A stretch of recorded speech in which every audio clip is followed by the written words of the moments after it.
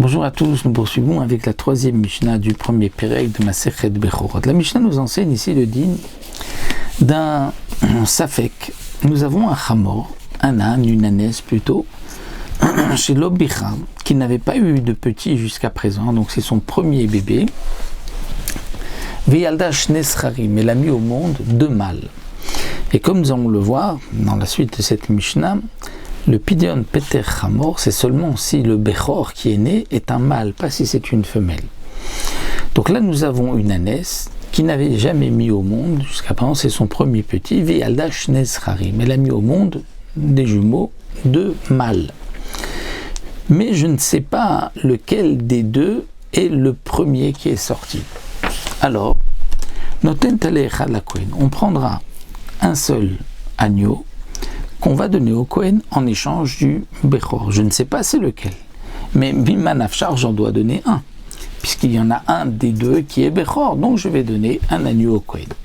Dans le cas où Zachar ou Nekeva, c'est-à-dire que là, l'ânesse a mis au monde un mâle et une femelle, là je ne sais pas qui est né le premier, est-ce que c'est la femelle, et donc il n'y a pas de digne de Bechor, ou est-ce que c'est le mâle?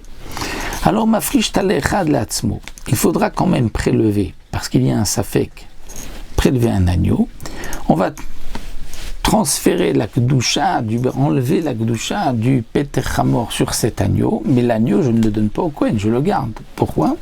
Parce que je vais dire au Kohen, à toi d'apporter une preuve que cet agneau est pour toi, à toi d'apporter une preuve que c'est le mâle qui est né en premier. Même lorsqu'il y a un Peter Chamor qu'on a échangé contre un agneau, cet agneau n'a pas de Kedusha.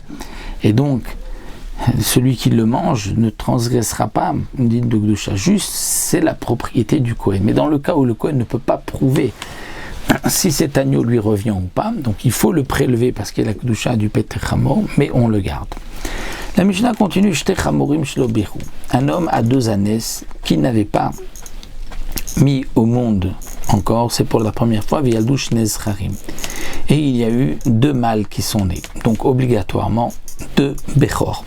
Comme c'est de la même personne, donc Noten Shne Tlaim la Kohen, et même si c'est pas de la même personne, mais même de la même personne, il devra donner Shne Tlaim, deux talés, deux agneaux au Kohen, parce qu'il y a là deux Bechor. Lorsque Zachar ou Nekeva, il y a un mâle, une femelle qui sont nés, et on ne sait pas lequel et de qui, ça change pas, c'est pas grave, puisqu'il y a au moins le Zachar, le mâle qui est donc Peter Chamor, et donc il faudra donner un agneau pour un Kohen. Au Shne Scharim Nekeva, il y a deux mâles et une femelle. Deux mâles et une femelle, là on ne sait pas, dans les deux mâles et une femelle, on ne sait pas si c'est les deux mâles qui sont nés, donc il y a deux Bechor, ou bien si c'est un mâle et une femelle qui sont nés en premier, et le mâle, le deuxième, est né après. Et donc, puisqu'on ne sait pas, alors Noten Talei Echad la Kohen, on donnera un seul agneau pour le Kohen. Mais dans ce dernier cas, il faudra prélever un autre agneau. Il faudra prélever un autre agneau, puisqu'il y a un doute, mais je le garderai pour moi.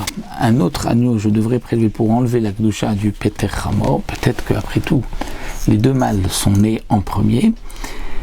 Et donc, le deuxième, il le gardera. Mais là, il est au moins obligé de donner un à un Kohen. Maintenant, dans le cas où Shte Nekevot Vezachar, il y a eu deux femelles et un mâle qui est né. Peut-être que les deux ânesses ont mis au monde d'abord les deux femelles. Donc, chacun une femelle. Donc, il n'y a pas de Peter Chamor. Ou bien Shne Scharim Shte Nekevot.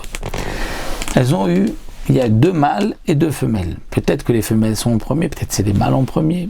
Peut-être un autre Safek, il y avait mâle et femelle, ou femelle et mâle. Peut-être l'un a eu deux mâles, l'autre deux femelles. Eh bien, dans ce cas-là, Enkan la Kohen Klum, le Kohen n'aura rien.